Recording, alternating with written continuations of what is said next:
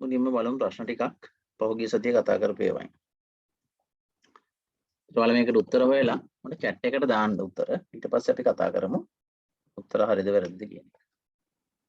එක ප්‍රශ්නයකට උපරිම විනාඩි 2යි දෙන්නේ. හැමෝම chat එකට දාන්න උත්තර වැරදුනාට ප්‍රශ්නයක් නැහැ. 31ටයි 32ටයි දාන්න. ඊට පස්සේ ඉතුරුව බලමු.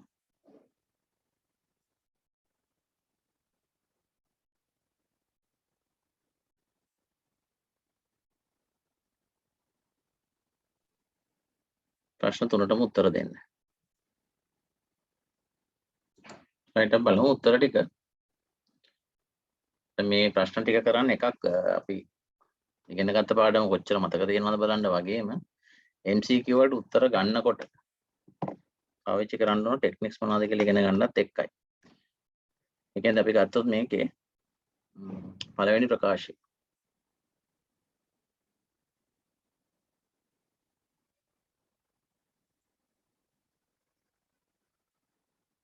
විශාල ප්‍රමිත පුස්තකාලය සහිත වීම. ඒතර මුලින්ම බලන්න ප්‍රශ්නේ අහන්නේ මොකක්ද කියන එක.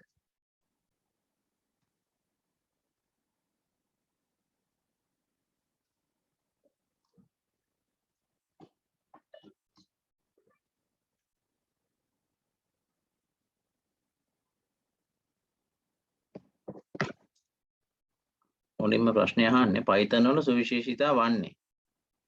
මොකද මේක වැදගත් අපෙන් අහන්නේ වන්නේද නොවන්නේද කියන එක හරියට බලන්න. එතකොට සුවිශේෂීතා වන්නේ කියන එක highlight කරගත්තත් කමක් නැහැ වල නොවන්නේ තිබුණොත් ඒකත් highlight කරගන්න. දැන් මේ වලට පේනවා 32 වෙනි එකේ අහන්නේ නොවන්නේ කියලා. එතකොට මේ නොයන්න දැක්කේ නැත්නම් ප්‍රශ්නේ වැරදෙනවා. හරි. හරි. විශාල ප්‍රමිත පුස්තකාලය සහිත වීම. අපි වේලසන පාඩමේදී කතා කරා විශාල ප්‍රමිත පුස්තකාලයක් තියෙනවා කියලා. ඒ කියන්නේ inbuilt function ගොඩක් තියෙනවා කියන එක කිව්වා. හරි. ඒක මේක මම පොඩි පැහැදිලි කිරීමක් කරොත් අපි සමහර වැඩ කරගන්න ඕන කරන පොඩි කෝඩින් කොටස් මෙයාගේ ලයිබ්‍රරි එකේ තියෙනවා. දැන් උදාහරණයක් විදිහට ගත්තොත් අපිට ඉලක්කම් කීපයක් දීලා මේකේ උපරිම එක හොයන්න කිව්වොත්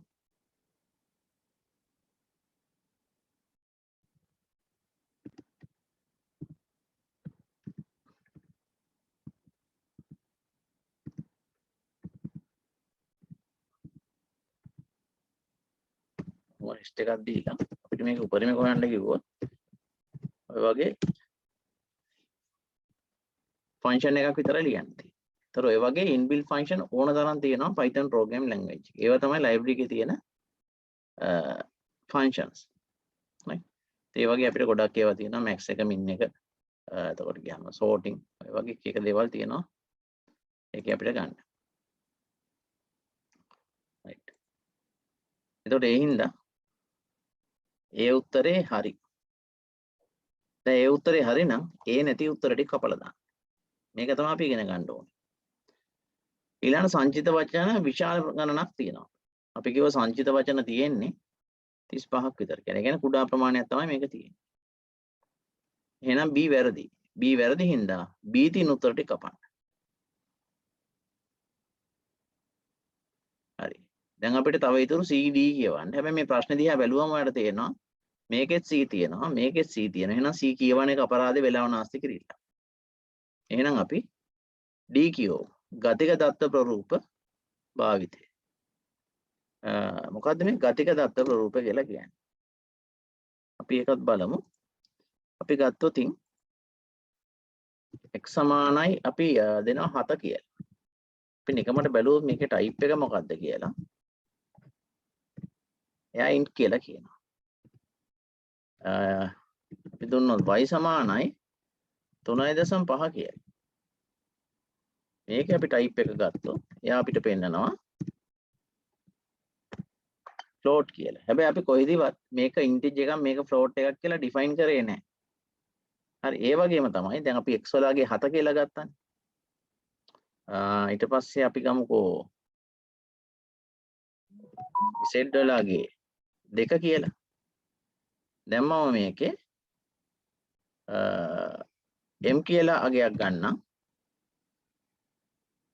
x බෙදීම z කියලා. දැන් අපි බලමු m වල type එක මොකක්ද කියලා. දැන් m වල type එක අපි දුන්නේ නැහැ මොකක්ද කියලා. අගයක් දුන්නෙත් නැහැ අර calculation එකෙන්. ගණිත කර්මේනාගේ තමයි. අන්න ඒකේ type එක වෙලා තියෙන float කියලා. ඕන්න අපිට උත්තරේ මොකක්ද ආවේ කියලා බැලුවේ කි 3.5. ඒ කියන්නේ දශම සහිත සංඛ්‍යාව තමයි විදිය. ඒතර ගතිකයි කියන්නේ අපි දෙන්නේ නැහැ. එයා සැරෙන් සැරේ ඒ data type එක යාට වෙනස් කරගන්න පුළුවන්. හරි. static කියන්නේ වෙනස් කරන්න බෑ. dynamic කියන්නේ වෙනස් කරන්න පුළුවන්. ඒතකොට මේකේ අපිට වෙනස් කරන්න පුළුවන් එකක් තමයි තියෙන්නේ. හරි. ඒකට ඒ අනුව අපි පළවෙනි එක හරි කිව්වා. හරි හින්දා මේ උත්තරය අයින් කරා. ඊට පස්සේ B වැරදි කිව්වා. ඒ හින්දා මේ උත්තර අපි අයින් කරා. දැන් D අපිට හම්බුණා හරි කියලා. හරි. D හරිනම් උත්තරේ 5 හරියන්න ඕනේ. ඒ කියන්නේ C කොහොමත් හරියන්න ඕනේ. සෝහණියයි කියන එකේ තේරුම අපිට Python පාවිච්චි කරන්න පුළුවන් ඕනම platform එකක. ඒ කියන්නේ Windows වල පුළුවන්, Linux වල පුළුවන්, Android වල පුළුවන්. ඒ වගේ ඕනම operating system එකක් තුල පාවිච්චි කරන්න පුළුවන්. පැහැදිලි නේද? ඒතර මේක ඇත්තට දැන් ඔයාලා බලන්න ඕනේ ඔයාලගේ උත්තරේ හරියන්නත් ඇති. උත්තරේ හරි ගියාද නැද්ද කියන එකට වඩා ඔයාලා උත්තරයට ගිය විදිහ බලන්න. ඒ කියන්නේ අපි ඔකේ ABCD හතරම කියවන්න නැතුව වුණා උත්තරයට යන්න පුළුවන්. එහෙම කරොත් තමයි අපිට විභාගෙදී වෙලාව ඉතුරු වෙන්නේ. ඒ ලෙවල් විභාගේ ලියපු අයියලා කලින් අහලා බලන්න. එයාලට ICT පේපර් එකේ වෙලා මදි වුණාද කියලා. ගොඩක් අය ඉන්නවා වෙලා මදි වෙච්ච අය. ඒකට හේතුව තමයි විශේෂයෙන් 2018න් පස්සේ පේපර් එකේ වැඩිපුර තියෙන්නේ ABCD ප්‍රකාශන. හරි. එතකොට ABCD ප්‍රකාශන ගොඩක් ආවම ටිකක් වෙලා යනවා ඒ ඔක්කොම කියවන්න ඕනේ. ඉතින් ඔක්කොම කියවන්න ඕනේ මේ මම කියපු ක්‍රමයට යනකොට අපිට නිවැරදි පිළිතුර ගන්න පුළුවන්. අපි මේ කතා කරපු ක්‍රමයට කියන්නේ elimination method කියලා. ඉවත් කිරීමේ ක්‍රමය. ඒ කියන්නේ අපි මේකෙදි කරේ හරි උත්තරේ හොයනව වෙනකොට වැරදි උත්තර ටික අයින් කරා. එතකොට අපිට හරි උත්තරේ හොයන්න තියෙන අවස්ථා ගන්න අඩු වෙනවා. කියන්නේ හරි උත්තරයක් සෙවීමේ සම්භාව්‍යතාව වැඩි වෙනවා.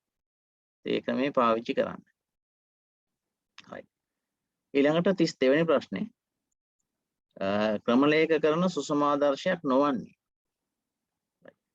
ඒතර මේක වේලස්සන දුන්න නෝට් එකක තියෙන මේ නෝට් එක නැති අය මට පොඩ්ඩක් පස්සේ මට මෙසේජ් එකක් දාන්න. නෝට් එක මම දෙන්නම්. නෝට් එකත් අපි චූට්ටක් බලලෙමු.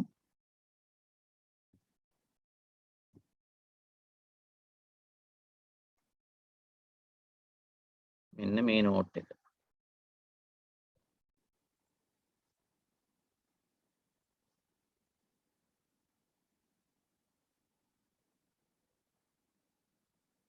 හරි ඒක නැති අය මට පස්සේ මෙසේජ් එකක් දාන්න. එතකොට මේකේ සුසම ආදර්ශ ගැන අපි පොඩ්ඩක් බලමු.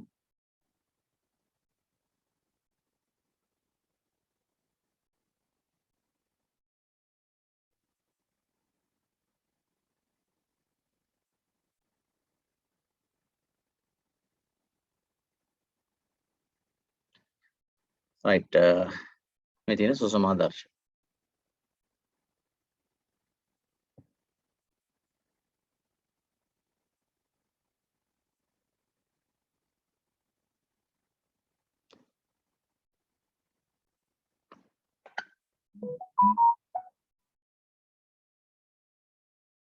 ඒකනක භාෂා පරම්පරා ටික තියෙන්නේ. right මේ තියෙන සුසම ආදර්ශ ටික.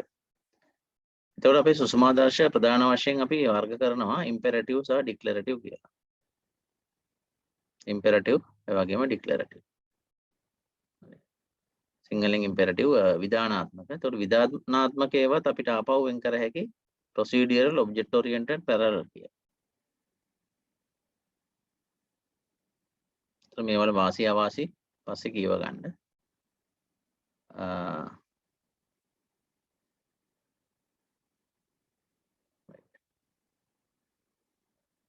ප්‍රොසීඩියරල් එක ගත්තම ප්‍රොසීඩියරල් කියන්නේ අපි සාමාන්‍යයෙන් අපි අතර අපේ ලෙවල් සිලබස් එක අපි ගොඩක් වෙලාවට Python කියන ලැන්ග්වේජ් එකක් පාවිච්චි කරන්නේ ප්‍රොසීඩියරල් ලැන්ග්වේජ් එකක් විදිහට. ඒ කියන්නේ අපි ව්‍යුහාත්මක සකස් වෙච්ච ක්‍රියාපටිපාටි එහෙම නැත්නම් අපි කියන අණු කොටස් වගේ උපපත වගේ අරගෙන නැත්නම් සිත වගේ අරගෙන ඒ සිත ප්‍රධාන ප්‍රෝග්‍රෑම් එකකින් කෝල් කරනවා. එහෙම ක්‍රමයකට තමයි යන්නේ. අපි තව ඉස්සරහට යනකොට මේ මොනවද කියන එක පැහැදිලි කරගන්න පුළුවන් වෙයි අපිට. අපි දැනට නම විතරක් බලමු. procedural කියලා එකක් තියෙනවා. ඊළඟට object oriented. වස්තු නැඹුරු. right. ඊළඟට සමාන්තර සැකසුම්. ඔය තුන තමයි ඉම්පෙරටිව් කියන වර්ගයට අයිති වෙන්නේ. ප්‍රකාශනාත්මක එහෙම නැත්නම් ඩික්ලරටිව් කියන එකට අයිති වෙනවා. Logic programming. අතරම කෘත්‍රිම බුද්ධිය එක්ක වැඩ කරනකොට පාවිච්චි කරන අපි ලොජික් ප්‍රෝග්‍රෑමින් කියන පැරඩිම් එක. මේ තියෙන ප්‍රෝලොග් කියන ලැන්ග්වේජ් එකේ ලියපු කෝඩින් එක. මේකේ අපි සාමාන්‍ය වෙනින් ලැන්ග්වේජ් එක පාවිච්චි කරනවා වගේ if file වගේ keywords නැහැ. හරි. අපි හදාගත්ත ඒවා තියෙනවා. ඒ වගේම functional programming paradigm එක. අනිත් එක database data driven programming paradigm එක. මේ වෙනකොට database පාඩමේ SQL වල මේක කතා කරලා ඇති. හරි. ඒ වගේ paradigms කීපයක් තියෙනවා. දැන් අපි බලමු අපේ ප්‍රශ්නයට අදාළව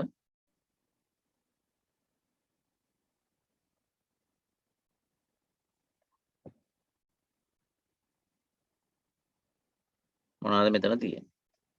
නොවන්නේ අහන්නේ. මම අර කිව්වා වගේ හැමතිස්සෙම අපි එක highlight කරගන්න ඕනේ. මොකද්ද මේ අහන්නේ? නොවන්නේ.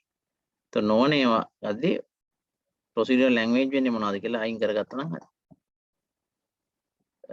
procedural තියෙනවා, object oriented තියෙනවා, parallel processing තියෙනවා, functional programming කියලා එකක් තිබුණා. agile කියලා එකක් නැහැ. එහෙනම් අපේ උත්තරේ වෙන්නේ 4. ඇත්තට මෙතනදී අපි කරේ elimination. අපි දන්නේ ඒවා ටික කියන්නේ නොවන්නේ නැහනේ වන්නේ මොනවද කියලා හොයාගෙන ගියාම ඉතුරු වෙන එක මාක් කරනවා. right. ඊළඟට වළංගු හඳුන්වන්නේ 33 වෙනි ප්‍රශ්නේ විදියට තියෙන්නේ. වළංගු හඳුන්වනයක්. අපි identifiers ගැන කතා කරද්දී නීති රීති කීපයක් කතා කරා. එකක් තමයි හිස්තැන් තියෙන්න බෑ කියලා. එන්න මෙතන හිස්තැනක් තියෙනවා. එතකොට ඒ උත්තරය අයින් කර හැකියි. එතකොට hash mark එක තියෙනවා.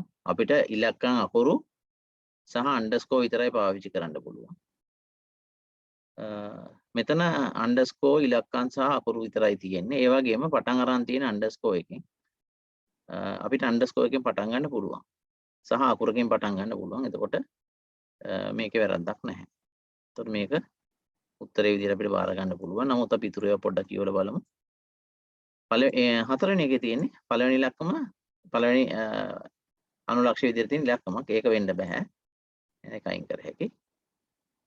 මේකේ underscore වලින් පටන් ගන්න තියෙන. හැබැයි මෙතන වට පේනවා ඇති. මෙන්න මෙතන පොඩි ස්පේස් එකක් තියෙනවා. ඒ හින්දා අපිට ඒ උත්තරය උතනින් අයින් කරගන්න පුළුවන්. හරි.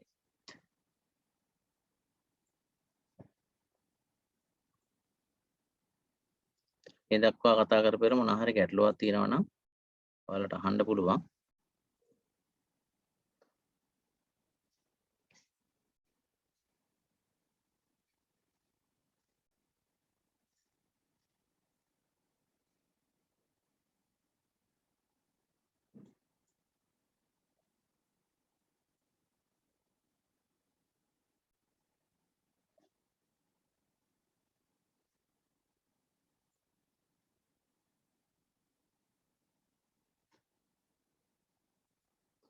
ඊළඟට අපි තව ප්‍රශ්න ටිකක් බලමු.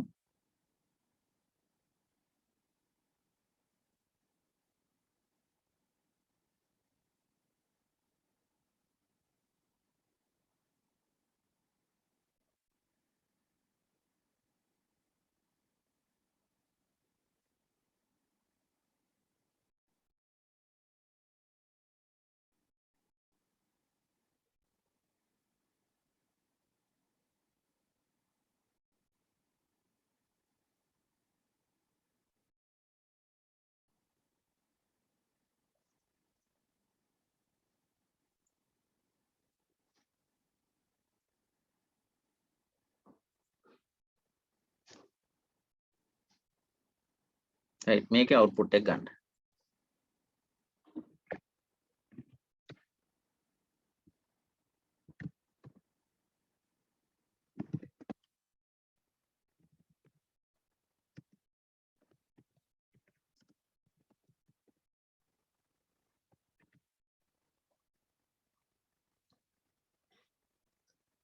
ඒකෙන් මම ප්‍රශ්න කීපයක්ම දාන්නම්.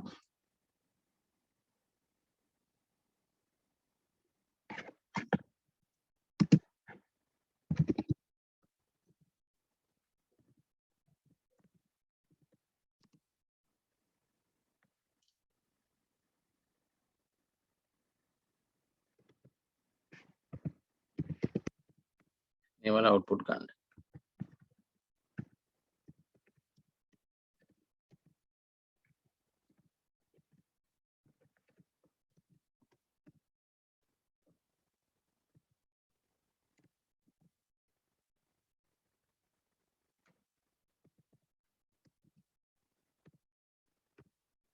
ඔය දෙකට ගමු.